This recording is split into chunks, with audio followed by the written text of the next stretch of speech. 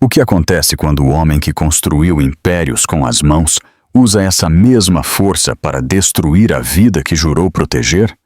O tapa não foi um deslize, foi o som estrondoso do desmoronamento de um titã. Júlio Castro era um gigante da indústria, um homem que comandava conselhos e que fazia fortunas brotarem do nada. Celina Vilar. Castro era a esposa elegante, o ornamento perfeito para sua vida perfeita. Mas, por trás das portas fechadas da mansão de mármore em Alphaville, São Paulo, a perfeição apodrecia em uma mentira. E em um momento terrível, com sua amante observando, a máscara de Júlio não apenas escorregou, ela foi rasgada. Ele levantou a mão contra a mulher que havia prometido proteger. Um único ato de violência que ele acreditou que a silenciaria para sempre. Ele estava errado. Júlio jamais imaginou que o telefonema que Celina faria em sua hora mais sombria traria seu mundo inteiro ao chão. Porque o pai dela não era apenas um pai. Ele era um acerto de contas. O silêncio na mansão. Castro era uma entidade viva. Escorria dos frios pisos de mármore, agarrava-se às pesadas cortinas de seda e empossava nos espaços cavernosos entre Júlio e Celina. Sua casa, um testamento de riqueza moderna no coração do exclusivo condomínio de Alphaville, parecia menos um santuário e mais um museu de uma vida que existira. Júlio Castro era um homem esculpido pela ambição e pela arrogância. Sua persona pública era impecável. Um carismático magnata imobiliário elogiado por seu toque de Midas. Ele se movia com a graça predatória de um homem a quem nunca foi dito não. Para o mundo exterior, ele e Celina eram o casal de ouro. O sucesso dele uma combinação perfeita para a elegância discreta e a graça de dinheiro antigo dela. Mas por dentro, o ouro estava descascando, revelando o metal barato por baixo. Naquela noite, o silêncio estava particularmente ensurdecedor. Eles haviam acabado de voltar de um baile de caridade, onde Júlio havia sido a estrela, recebendo um prêmio com um discurso que elogiava a comunidade, a família e a integridade. Ele até agradeceu a sua bela e apoiadora esposa, Celina, apertando a mão dela no palco enquanto as câmeras piscavam. O gesto parecia tão frio e ensaiado quanto tudo o que ele fazia. Coraco estava ao lado da janela, observando as luzes cintilantes da cidade, com um copo de uísque escocês caro na mão. Ele não tinha falado uma palavra com ela desde que a porta do carro havia fechado. Celina estava sentada na beira de uma chaise lounge de veludo, seu vestido prateado brilhando sob a iluminação embutida. Ela ainda não o havia tirado. Um ato subconsciente de desafio, como se remover o figurino significasse aceitar a sombria realidade daquela noite. Você estava quieta esta noite, Júlio disse, sua voz monótona. Não era uma pergunta ou uma preocupação. Era uma acusação.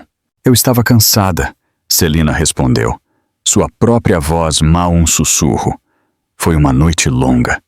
Ele virou seus olhos azuis afiados, fixando-a no lugar. Você parecia entediada. A senhora Albuquerque mencionou que você parecia distraída. É embaraçoso, Celina. Quando você está comigo, você reflete em mim. Eu preciso que você esteja presente. As palavras eram como minúsculos estilhaços de vidro. Não era sobre os sentimentos dela, sua exaustão ou seu estado de espírito. Era sobre o desempenho dela. Ela era um ativo e suas avaliações de desempenho aparentemente haviam chegado. Eu peço desculpas, ela disse, as palavras com gosto de cinzas. Vou me sair melhor na próxima vez. Este havia se tornado o roteiro deles, a crítica dele, o pedido de desculpas dela. Era uma lenta e agonizante erosão de seu espírito. Ela se lembrou de uma época em que os olhos dele irradiavam calor quando o toque dele era uma fonte de conforto, não um prelúdio para uma exigência. Eles se conheceram na faculdade. Ele era o garoto bolsista e determinado com fogo no ventre, e ela era a filha de Arthur Villar, um homem que construiu seu próprio império do zero. Seu pai viu o mesmo fogo em Júlio e o apadrinhou, dando-lhe o dinheiro inicial e as conexões para começar seu primeiro empreendimento. Júlio nunca olhou para trás e parecia ter esquecido quem havia aberto a primeira porta para ele. Ultimamente, a distância entre eles havia se tornado um abismo. Havia as noites tardias que ele alegava serem fechamentos de negócios, as viagens de negócios de fim de semana que nunca estavam em seu calendário oficial. Havia o cheiro de um perfume que não era o dela em seu paletó uma noite, o que ele descartou como ela estando paranoica e histérica. Havia os telefonemas sussurrados que ele atendia na varanda, de costas para ela, sua voz um murmúrio baixo e íntimo que ela não reconhecia mais. Seu coração sabia a verdade, mesmo que sua mente estivesse apavorada para confrontá-la. Ela se levantou, o farfalhar de seu vestido o único som na sala. Vou para a cama, Júlio. Ele agitou o líquido âmbar em seu copo, sem sequer se dar ao trabalho de olhar para ela. Tudo bem, tenho algum trabalho para terminar de qualquer maneira. Trabalho. A palavra era um escudo frágil para suas mentiras. Enquanto caminhava em direção à grande escadaria, seu celular, deitado em uma mesa lateral, vibrou. Uma notificação de mensagem iluminou a tela. Era de uma amiga contendo uma única foto. Era um screenshot da história de mídia social de alguém, postada há menos de uma hora. A foto era de um bar badalado e lotado no centro da cidade. Em um canto, um homem de costas para a câmera estava inclinado perto de uma mulher com cabelo ruivo vibrante. O homem estava vestindo o mesmo terno de grife que Júlio usava naquele momento. Sua mão, com o distinto anel de sinete de ouro que ela lhe dera no 5º aniversário de casamento, repousava possessivamente no braço da mulher. O ar prendeu-se na garganta de Celina. Seu sangue gelou. Não era mais suspeita. Era prova. Uma fotografia digital, um momento descuidado capturado e compartilhado, acabara de confirmar a demolição total de seu casamento. Ela olhou do telefone em sua mão trêmula para o homem parado na janela, uma silhueta de mentiras contra as luzes. O silêncio na sala não estava mais vazio. Estava cheio do grito ensurdecedor da traição dele, e ela soube com uma certeza que a aterrorizou e a empoderou que aquele silêncio estava prestes a ser quebrado. Clara Mendes acreditava em pegar o que queria. Ela via a vida como uma grande competição e não tinha intenção de se contentar com uma medalha de prata. Quando ela conheceu Júlio Castro em um congresso imobiliário 6 meses atrás, ela o identificou não como um homem casado, mas como uma oportunidade. Um homem poderoso, bonito e obscenamente rico, que estava claramente faminto pelo tipo de adoração que sua esposa, a boneca de porcelana, não podia ou não queria oferecer. O caso deles não havia sido uma queima lenta. Tinha sido uma explosão. Clara era tudo o que Celina não era. Ela era barulhenta onde Celina era quieta, ousada onde Celina era reservada e ambiciosa sem se desculpar. Ela cobria Júlio com o tipo de elogios efusivos e atenção física que ele ansiava, alimentando seu ego até que ele estivesse totalmente viciado nela. Ela simplesmente não te entende, meu amor, Clara sussurraria, traçando as linhas de seu maxilar, enquanto jaziam nos lençóis emaranhados de um hotel 5 estrelas. Ela aprecia o dinheiro com certeza, mas ela aprecia o homem, o killer, o gênio que constrói horizontes. Júlio absorvia aquilo, seus olhos se fechando, enquanto ele absorvia a validação dela. Não, ele admitia, sua voz embargada de autopiedade. Ela não entende a luta, a fome. Era uma narrativa que eles haviam construído juntos, que pintava Júlio como o herói incompreendido e Celina como a princesa fria e ingrata em sua torre de marfim. Isso o absolvia de toda a culpa. Clara era uma agente imobiliária júnior em uma empresa rival e era esperta. Ela sabia que jogar o jogo longo era a chave. Ela nunca o pressionava, nunca lhe dava ultimatos. Em vez disso, ela fazia do tempo juntos uma fuga, um mundo de fantasia emocionante e apaixonado onde ele era rei. Ela era a amante perfeita, paciente e complacente, enquanto sutilmente tecia seu futuro no dele. Naquela noite, enquanto Júlio estava no baile, Clara estava fervendo de ciúmes. Ela rolou as fotos do evento online, o lábio se curvando ao ver Celina em seu vestido brilhante agarrada ao braço de Júlio. Aquela deveria ser eu, ela pensou, um veneno familiar subindo em sua garganta. Aquela será eu. Então ela lhe enviou uma mensagem, uma simples e provocativa. Pensando em você naquele palco, lindo. O verdadeiro prêmio está esperando por você no centro. Bar Aura. Não me deixe esperando muito. Ela sabia que era um risco, que ele deveria ir para casa com a esposa. Mas ela também conhecia Júlio. A emoção do proibido, o impulso de ego de ter duas mulheres bonitas disputando por ele não conseguiria resistir. E ela estava certa. Menos de 1 hora após o término do baile, ele respondeu por mensagem. Estou a caminho. Me dá 30 minutos. Ele chegou ao Bar Aura cheirando a colônia Cara e Poder. Sua gravata afrouxada, um brilho predatório em seus olhos. Ele havia inventado uma mentira rápida para Celina, algo sobre encontrar um potencial investidor para uma bebida. Uma mentira que saiu de sua língua com facilidade praticada. A nós, Clara disse, batendo sua taça de champanhe contra o copo de uísque dele em seu booth isolado. Seu vestido vermelho era um contraste forte e ardente com o prateado gélido de Celina. E a um futuro onde você não precise se esgueirar para estar com a mulher que realmente ama. O sorriso de Júlio era forçado. Em breve, Clara. O timing tem que estar certo. Há complicações, envolvimentos financeiros. Esta era sua frase padrão. Ele falava de seu casamento como se fosse uma fusão complexa que estava tentando dissolver. Clara havia aprendido a fingir paciência, mas internamente estava ficando cansada das desculpas. Sua amiga Sasha tirou a foto deles e a colocou em sua história privada.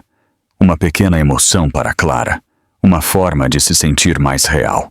Ela sentiu uma onda de vitória, sabendo que sua imagem estava lá fora no mundo, ligada à dele. O beijo que se seguiu foi mais sobre posse do que afeto. Foi neste exato momento, a mão dele em seu braço, o brilho distinto de seu anel de sinete visível, que a foto foi tirada. Um único clique descuidado que se tornaria uma granada de mão digital, prestes a ser lançada nos corredores imaculados e silenciosos da mansão Castro. Inconsciente da detonação iminente, Júlio se afastou do beijo, um sorriso autossatisfeito no rosto. Vamos sair daqui, ele murmurou, deixando uma nota de dinheiro na mesa. Ele se sentia poderoso, desejado e em total controle de suas duas vidas separadas. Ele não tinha ideia de que as paredes cuidadosamente construídas entre essas vidas estavam prestes a ser pulverizadas em pó. Celina ficou no topo da escada pelo que pareceu uma eternidade, o telefone apertado em sua mão, a imagem na tela gravada em suas retinas. Cada nervo em seu corpo gritava, abafando os sons de Júlio, se movendo em seu escritório no andar de baixo. O tinido de seu copo sendo colocado, o baque suave de uma gaveta fechando, eram uma contagem regressiva para um confronto que ela não podia mais evitar. Por anos, ela engoliu suas suspeitas, aceitou suas desculpas frágeis e disse a si mesma que estava sendo irracional. Ela permitiu que ele a manipulasse para acreditar que as rachaduras em seu casamento eram frutos de sua imaginação. Mas não havia ambiguidade nesta fotografia. O terno, o anel, a postura íntima, era ele, era real. Uma fúria fria e dura que ela não sentia há anos começou a desalojar o choque. Começou como um zumbido baixo em seu peito e cresceu em um inferno estrondoso. Era a fúria de 1000 pequenas traições, 1000 noites solitárias, 1000 comentários condescendentes. Era a fúria de uma mulher que finalmente havia sido levada além de seu ponto de ruptura. Ela desceu as escadas, seus movimentos deliberados, o suave ruído de suas pantufas no mármore, o único som. Ela entrou no escritório dele sem bater. Ele estava sentado atrás de sua maciça mesa de mogno, deslizando o dedo em seu telefone, com uma expressão presunçosa no rosto. Ele provavelmente pensou que ela tinha ido para a cama como uma esposa obediente. Ele olhou para cima, sua expressão endurecendo instantaneamente com aborrecimento. "O que é, Celina? Eu te disse que tenho trabalho a fazer." Ela não disse uma palavra. Simplesmente caminhou até a mesa dele e colocou o telefone na madeira polida, a tela ainda brilhando com a foto dele com a ruiva. Ela o deslizou pela superfície até que parasse diretamente na frente dele. Os olhos de Júlio baixaram.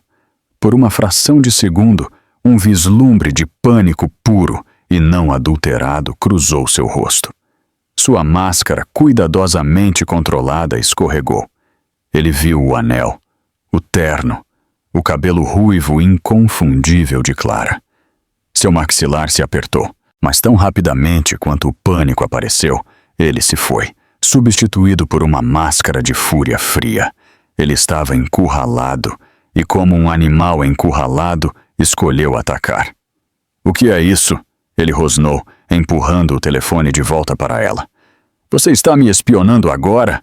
Revirando minhas coisas? Mandando sua amiguinha me perseguir? Não se atreva a virar isso contra mim." A voz de Celina era baixa, mas vibrava com uma intensidade perigosa que ele nunca tinha ouvido antes. "Quem é ela, Júlio?" Ele se levantou, batendo a mão na mesa. O som ecoou na casa silenciosa. "O nome dela é Clara, se você precisa saber. E ela é uma mulher que realmente me aprecia. Uma mulher que é vibrante e viva, não alguma estátua fria e entediada que anda pela vida como se fosse uma obrigação." A crueldade das palavras era de tirar o fôlego. Ele não estava apenas admitindo o caso. Ele estava usando isso como uma arma, transformando sua traição em fracasso dela. Uma obrigação. A risada de Celina era quebradiça, desprovida de humor. "Minha vida com você se tornou uma obrigação, Júlio. Esperando por você, acobertando você, fingindo por você. Eu cumpri minha parte deste casamento com dignidade, enquanto você estava se esgueirando, mentindo na minha cara e gastando nosso dinheiro com ela." "Nosso dinheiro?" Ele zombou, avançando sobre ela. "Este é meu dinheiro. Eu construí isso. Você apenas vive nisso. Você veio com um nome, Celina. É isso. Um nome que eu tornei ainda mais poderoso. Meu pai te deu o pontapé inicial."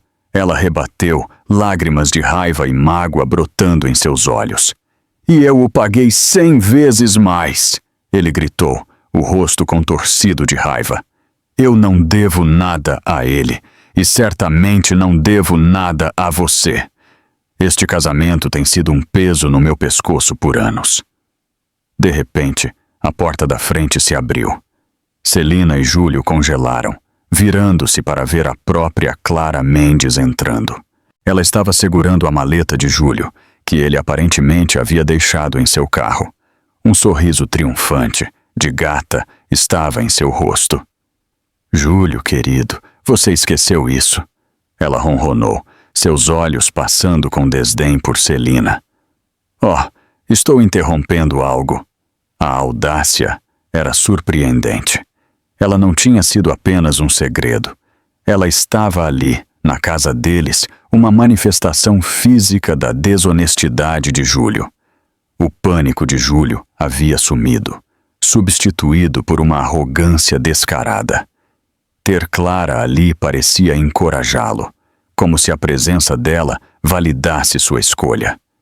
Ele colocou a mão no braço de Clara, puxando-a ligeiramente para trás dele em um gesto de proteção. Ele estava escolhendo seu lado. Celina encarou os dois, um quadro de sua humilhação. "Tire-a da minha casa", ela disse, sua voz trêmula, mas firme. Júlio riu. Um som frio e feio. "Nossa casa, Celina. E Clara é minha convidada. Talvez seja a hora de você encarar a realidade. Acabou. Eu quero você fora." As palavras pairaram no ar, pesadas e finais. Fora.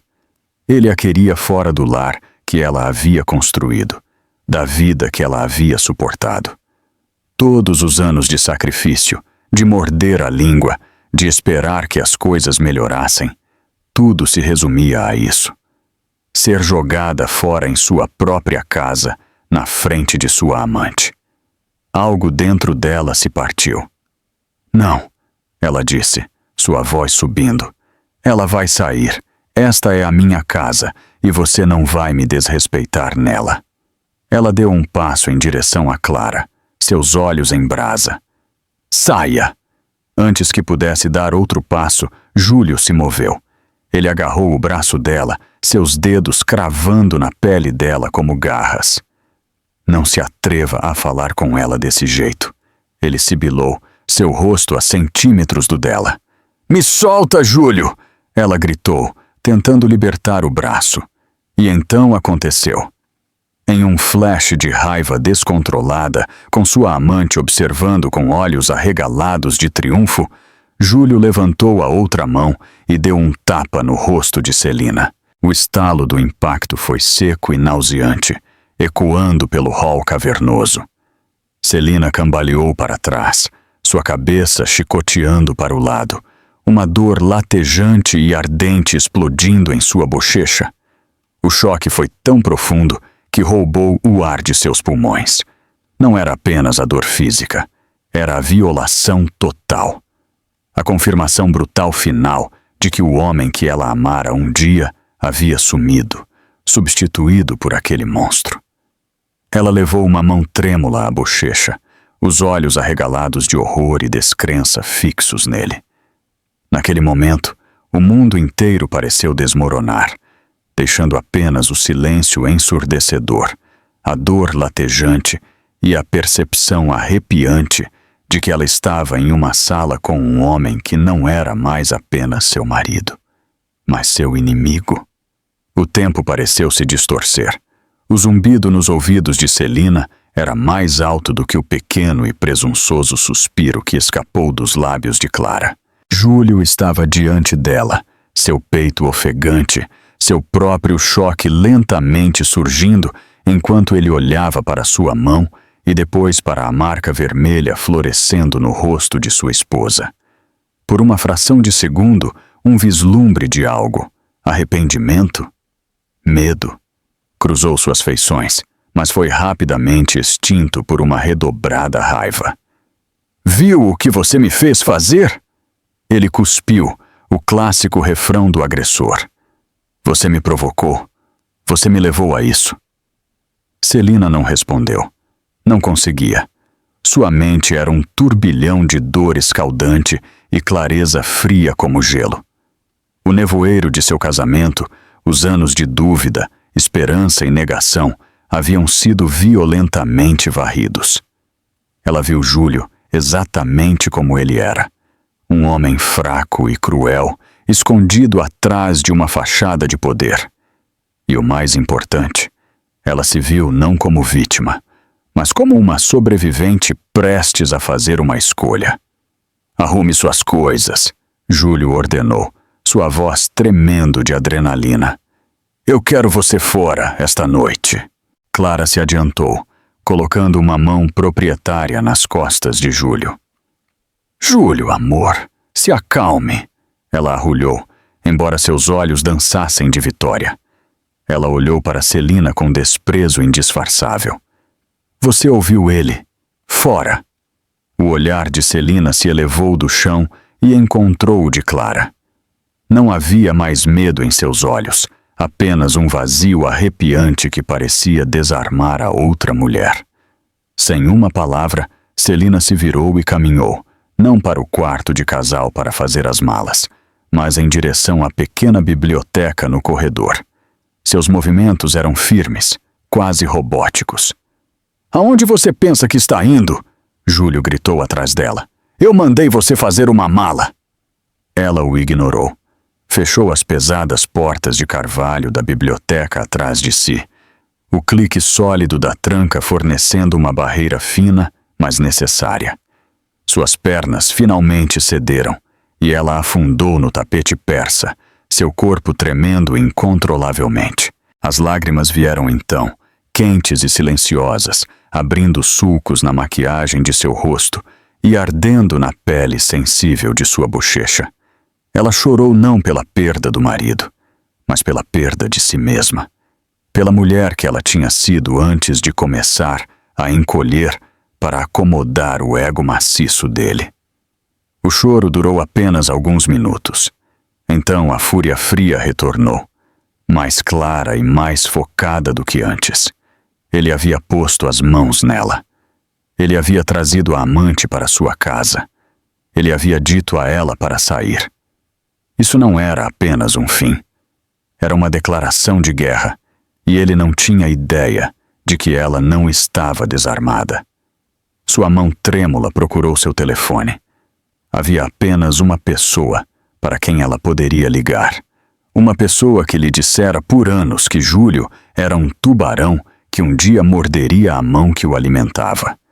Uma pessoa cujo amor por ela era incondicional e cuja ira, uma vez provocada, era lendária. Ela pressionou o nome do contato. Papai. Tocou 2 vezes antes que ele atendesse. Celina, minha boneca.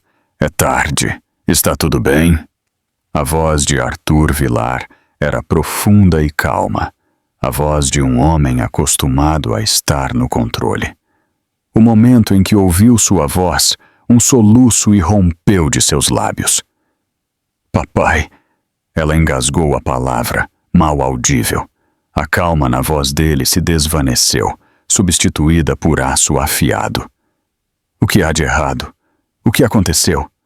Você está machucada? Ele... Júlio! Ela começou, mas as palavras ficaram presas em sua garganta. Fale comigo, Ellie. O que ele fez? Ela respirou fundo, o dique de sua compostura se rompendo completamente. Ele está tendo um caso, papai. Ele a trouxe para cá, para nossa casa. E ele me bateu. As 2 últimas palavras foram um sussurro fantasmagórico. Silêncio. Onde ele está agora? A voz de Arthur estava perigosamente baixa. No hall. Com ela. E você? Você está segura? Estou na biblioteca. Tranquei a porta. Boa menina. Fique aí. Não abra essa porta para ninguém além de mim. Você entende? Sim, papai. Tenho mais 2 perguntas, Celina, e preciso que você seja honesta. Esta é a primeira vez que ele põe as mãos em você? Ela hesitou. A primeira vez que ele me bateu assim. Sim. Tudo bem, Arthur disse, a única palavra carregando o peso de uma sentença de morte. Segunda pergunta. Você ainda quer ser casada com ele? Não, Celina disse, a palavra saindo com uma força que a surpreendeu. Não quero. Então você não será, Arthur afirmou, não como uma esperança, mas como um fato. Estou a caminho. Vou fazer mais uma ligação primeiro. Apenas fique na linha comigo até ouvir as sirenes. Sirenes? Celina perguntou, sua mente entorpecida. Ele te agrediu, minha flor. Isso é um crime, Arthur disse, sua voz um rosnado baixo de fúria protetora. E Júlio Castro está prestes a aprender da maneira mais dura possível que os Vilar não toleram criminosos. No hall, o ambiente estava denso com um coquetel tóxico de adrenalina e triunfo. Júlio estava andando de um lado para o outro. Clara o observava, uma imagem perfeitamente pintada de preocupação, embora internamente estivesse em êxtase. Era isso. A ruptura dramática final. Ela havia vencido. Não consigo acreditar que ela teve a audácia de falar com você daquele jeito, Clara disse, sua voz escorrendo simpatia falsa. Depois de tudo que você dá a ela perdeu a cabeça. Ela se tranca na biblioteca como uma criança, Júlio resmungou. O que ela pensa que vai conseguir? Deixe-a de mau humor, Clara disse, envolvendo os braços em torno da cintura dele. Isto é para o melhor, amor. Ia acontecer mais cedo ou mais tarde. Agora podemos finalmente ficar juntos. De verdade. Você está certa, ele disse, sua confiança retornando. Amanhã farei com que meu advogado prepare os papéis. Ofereceremos a ela um acordo generoso para fazê-la sumir discretamente. E se ela não for discretamente? Clara perguntou, um toque de aço em sua voz. Um sorriso cruel tocou os lábios de Júlio. Então vamos lembrá-la que um divórcio público e bagunçado vai ferir o nome imaculado da família Vilar, muito mais do que vai me ferir.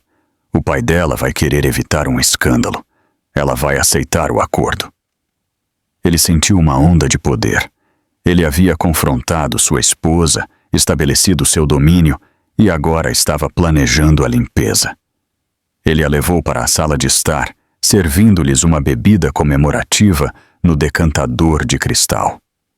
Há novos começos, ele brindou.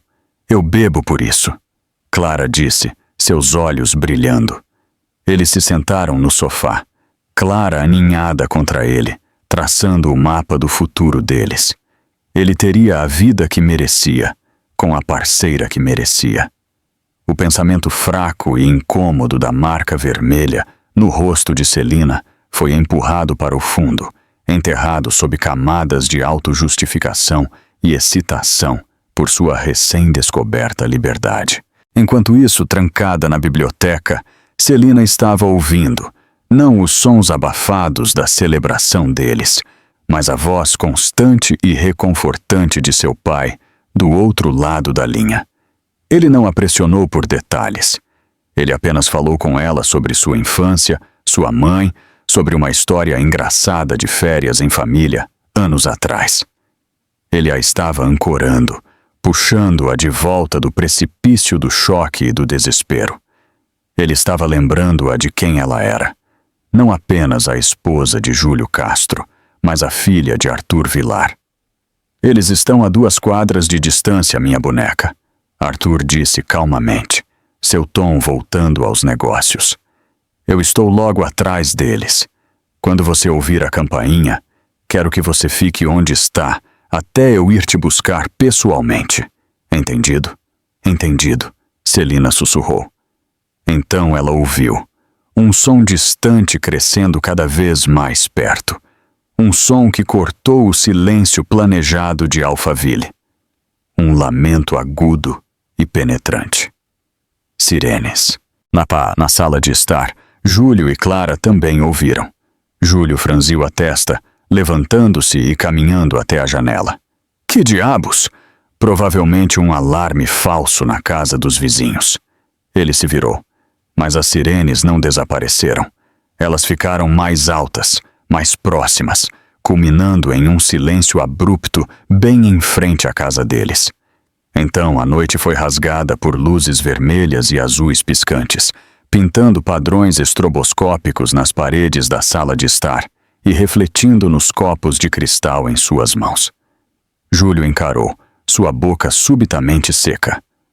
Júlio, o que está acontecendo? Clara perguntou, sua voz tremendo ligeiramente. Antes que ele pudesse responder, a batida pesada e autoritária do punho de um policial ecoou na porta da frente. Não era uma batida educada. Era uma exigência. O coração de Júlio começou a martelar contra suas costelas. Isso não podia estar acontecendo. Não fazia sentido. Ele olhou das luzes piscantes para a porta trancada da biblioteca e, pela primeira vez naquela noite, uma semente de medo genuíno e profundo começou a brotar no fundo do seu estômago. Ele era um homem que estava sempre no controle e estava, de repente, terrivelmente, perdendo-o. A batida veio novamente, mais alta, mais insistente desta vez. Tum, tum, tum. Júlio abriu a porta maciça e ornamentada, pronto para dar uma repreensão áspera pela perturbação. Mas as palavras morreram em sua garganta. Parados em sua soleira estavam 2 policiais uniformizados. E parado logo atrás deles, seu rosto uma máscara de fúria fria e controlada, estava Arthur Vilar. Ele não era o velho gentil e semi-aposentado que Júlio havia imaginado em sua mente. Ele era o homem que havia construído um império por meio de garra e intimidação. Um homem cuja postura quieta escondia um núcleo de aço temperado. Júlio cambaleou. "Arthur!" ele gaguejou, sua bravata desmoronando em pó. "O quê? O que é isso? O que está acontecendo?" Arthur não falou com ele. Simplesmente acenou para o policial à direita, um homem alto de rosto severo, cujo crachá dizia Sargento Rocha. O Sargento Rocha deu um passo à frente. "Você é Júlio Castro?" "Sim, eu sou. Mas houve algum tipo de engano, senhor.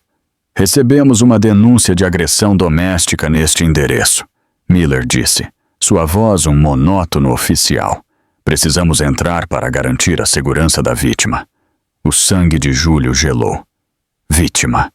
Ele olhou de volta para Arthur, cuja expressão permaneceu inalterada, seu silêncio mais condenatório do que qualquer acusação. "Agressão? Isso é um absurdo. Minha esposa e eu tivemos um desentendimento. É tudo. Ela é excessivamente emocional. Não há necessidade de envolvimento policial. Este é um assunto de família particular. Quando uma parte agride a outra, deixa de ser um assunto particular e se torna um caso criminal, senhor Castro", Sargento Rocha declarou categoricamente, forçando Júlio a recuar. "Onde está a senhora Castro?" o sargento exigiu.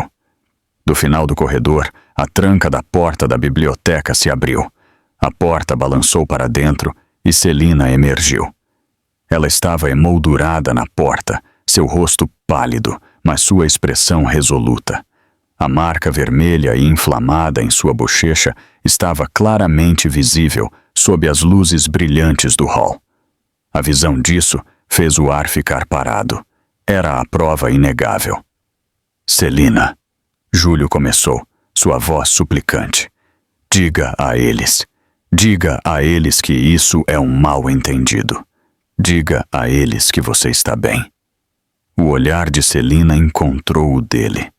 Não havia amor, nem medo, nem piedade. Não havia nada. Ela estava olhando para um estranho. Ela então olhou além dele, para o pai. Arthur finalmente se moveu. Ele passou pelos oficiais, passou por um atordoado Júlio e foi diretamente para a filha. Ele gentilmente segurou o rosto dela, seu polegar roçando perto do feio hematoma.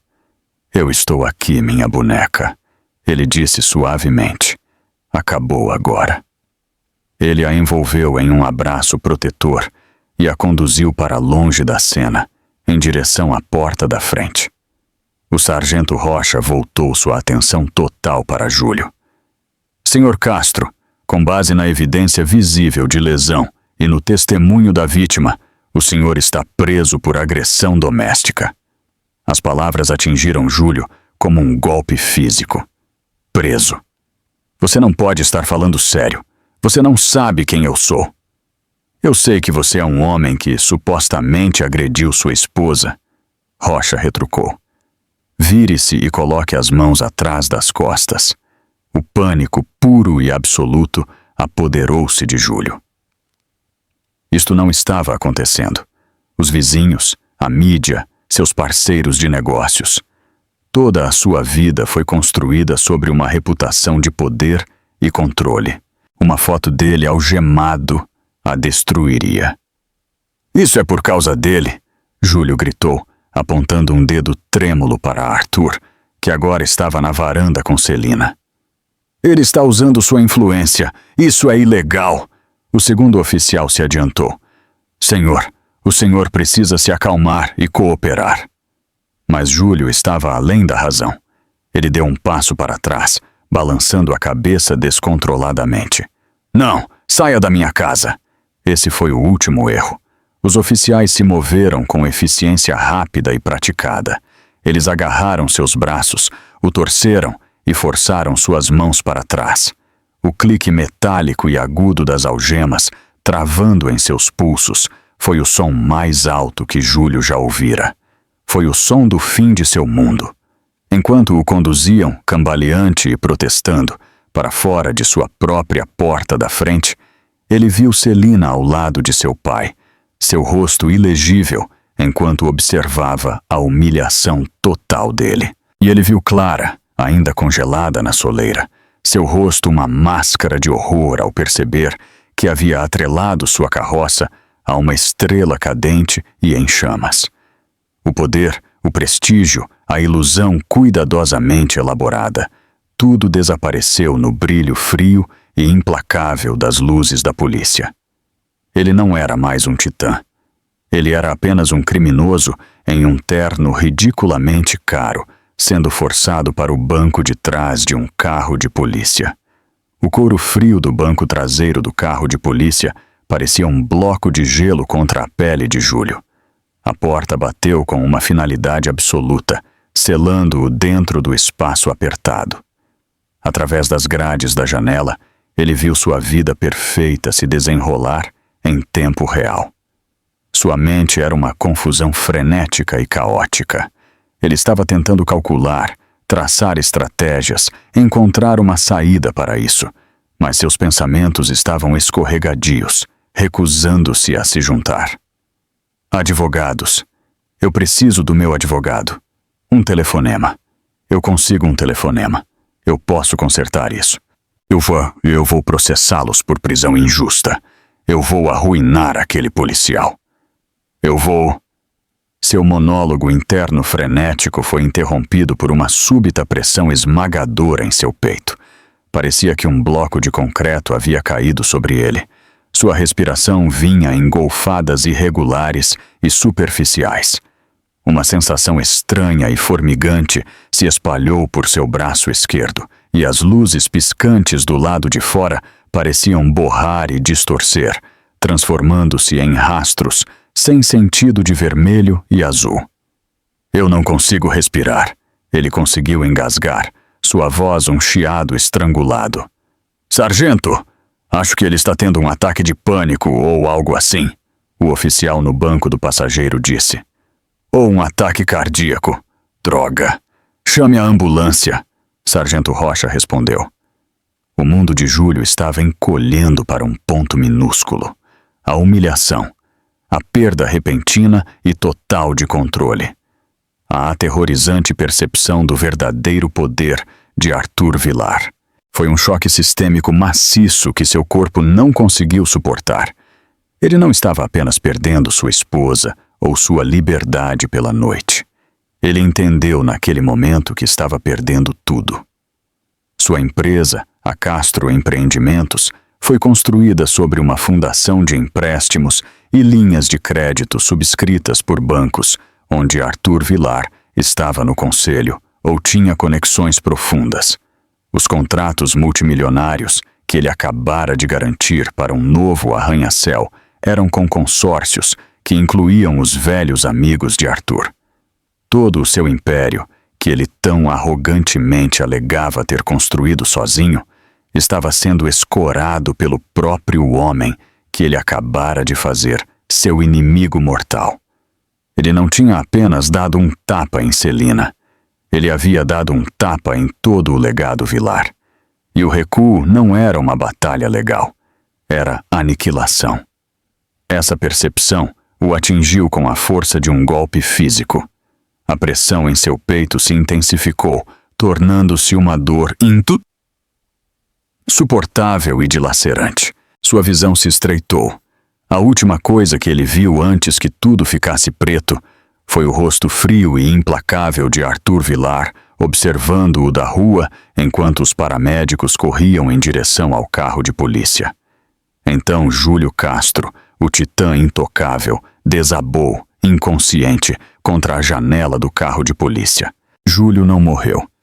Ele acordou em uma cama de hospital, algemado ao corrimão. Ele havia sofrido um evento cardíaco maciço, induzido pelo estresse, mas a recuperação física era o menor de seus problemas. No momento em que recebeu alta médica, foi processado e acusado. A história estava em toda parte. Magnata imobiliário Júlio Castro preso por agressão doméstica. Celina, representada pelo advogado de divórcio mais formidável do estado, um amigo pessoal de seu pai, pediu o divórcio no dia seguinte, citando diferenças irreconciliáveis e crueldade. O acordo pré-nupcial que eles haviam assinado foi anulado devido a uma cláusula de infidelidade da qual Júlio havia se esquecido, e uma condenação por violência doméstica faria com que qualquer juiz decidisse esmagadoramente a favor de Celina. O colapso financeiro foi rápido e brutal. Arthur Vilar fez alguns telefonemas silenciosos. Linhas de crédito foram puxadas. Investidores recuaram.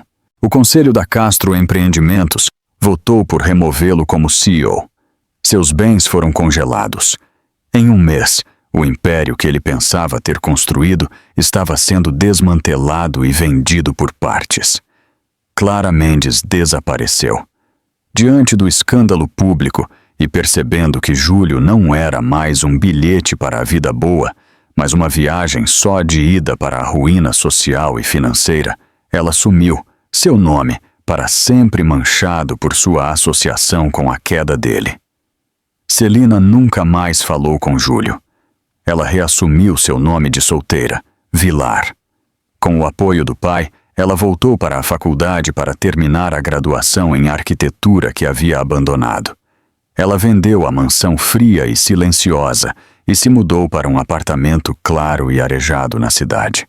Os hematomas em seu rosto desapareceram, mas a força que ela descobriu em sua hora mais sombria permaneceu. Ela iniciou uma pequena fundação sem fins lucrativos, dedicada a ajudar sobreviventes de abuso doméstico a encontrar recursos legais e financeiros, usando seu nome e sua história não como fonte de vergonha, mas como um farol de esperança para outras pessoas. 2 anos se passaram. O homem em questão havia sumido. Celina Vilar, no entanto, havia florescido. A mulher quieta e hesitante se foi, substituída por uma líder cuja calma confiança era a base de sua nova vida. Em uma tarde de outono, Celina estava finalizando os planos para sua gala anual de arrecadação de fundos em seu escritório elegante. O telefone tocou. Seu assistente anunciou a chegada de um Sr. Smith, sem hora marcada. "Ele é insistente", disse a assistente. "Ele diz que você o conhece." Uma premonição fria envolveu Celina. Ela disse: "Está tudo bem, Maria. Mande-o entrar." Um momento depois, Júlio Castro entrou em seu escritório. A mudança era chocante. Ele estava mais magro, seu cabelo salpicado de grisalho, seu rosto gravado com as linhas amargas da derrota. Ele olhou para ela, para o nome Celina Vilar, fundadora e presidente na porta de vidro. Ele viu um mundo que não apenas seguiu em frente sem ele, mas havia florescido em sua ausência. "O que você quer, Júlio?" ela perguntou, seu tom cortando sua tentativa de conversa fiada. Eu queria te ver, para conversar. O que seu pai fez comigo, Celina, foi uma aniquilação completa. Ele não precisava me destruir. Poderíamos ter resolvido as coisas silenciosamente." Celina o encarou, seu silêncio um poderoso indiciamento. Ele ainda estava girando a mesma narrativa. Ele era a vítima. Você se destruiu, Júlio, ela disse, sua voz suave, mas carregada de ferro. Você fez isso no momento em que decidiu que seu orgulho era mais importante do que minha segurança. Você fez isso com cada mentira, e você selou quando levantou a mão para mim, em minha própria casa. Eu não sou mais aquele homem, ele implorou, a vergonha visível. Eu estive em terapia. Eu pensei sobre o que fiz todos os dias. Eu só acho que, depois de tudo que tivemos, eu não mereço uma segunda chance. Não com você, eu sei que acabou. Mas na vida, seu pai me colocou na lista negra em todos os lugares. Meu pai protegeu sua filha e os interesses de sua família. Celina o corrigiu. As consequências de suas ações são suas. Elas não pertencem a ele e certamente não me pertencem mais. Um brilho desesperado e feio entrou em seus olhos. Então é isso. Você vai apenas sentar aí em seu trono construído com o dinheiro de seu pai e me ver afundar? Celina finalmente se levantou, seu movimento fluido e forte. Ela caminhou ao redor da mesa e parou diante dele, destemida. Isto, ela disse, varrendo a mão para indicar o escritório movimentado, foi construído com minha dor, minha sobrevivência e minha determinação de garantir que o que você fez comigo, outros homens, não consigam fazer com mulheres que não têm um pai poderoso para ligar. Você é o arquiteto desta fundação, Júlio. Sua crueldade foi sua pedra angular. Ele a encarou, sem palavras. Ele havia procurado a antiga Celina. Ele encontrou uma estranha feita de aço e fogo. Ele viu em seus olhos que ele não detinha poder, nem mesmo o poder de machucá-la mais. Você deveria ir, ela disse, sua voz desprovida de toda a emoção. Era uma dispensa. Derrotado, ele se virou e saiu de seu escritório, passando pelos olhos curiosos de sua equipe e fora de sua vida para sempre. Celina o observou ir. Depois virou as costas para a porta, seu olhar fixando-se no horizonte da cidade fora de sua janela. Um futuro que ela estava construindo para si mesma, tijolo por tijolo. Esta história serve como um poderoso lembrete de que a verdadeira força não é encontrada na dominação ou no controle, mas na coragem de se levantar e dizer basta. Celina encontrou sua voz no silêncio após o tapa, e com um telefonema, ela recuperou não apenas sua segurança, mas toda a sua vida. Sua jornada de parceira silenciosa, a sobrevivente feroz, mostra que o fim de um capítulo, não importa quão doloroso, pode ser o início de uma história de incrível propósito e resiliência. O que você achou da intervenção decisiva de Arthur Vilar? Você já testemunhou um momento em que alguém finalmente retomou seu poder? Compartilhe seus pensamentos nos comentários abaixo. Sua história pode ser aquela que outra pessoa precisa ouvir hoje. E se você se emocionou com esta história, por favor, clique no botão de curtir. Compartilhe com alguém que precisa ouvi-la e inscreva-se no canal para mais contação de histórias dramáticas da vida real.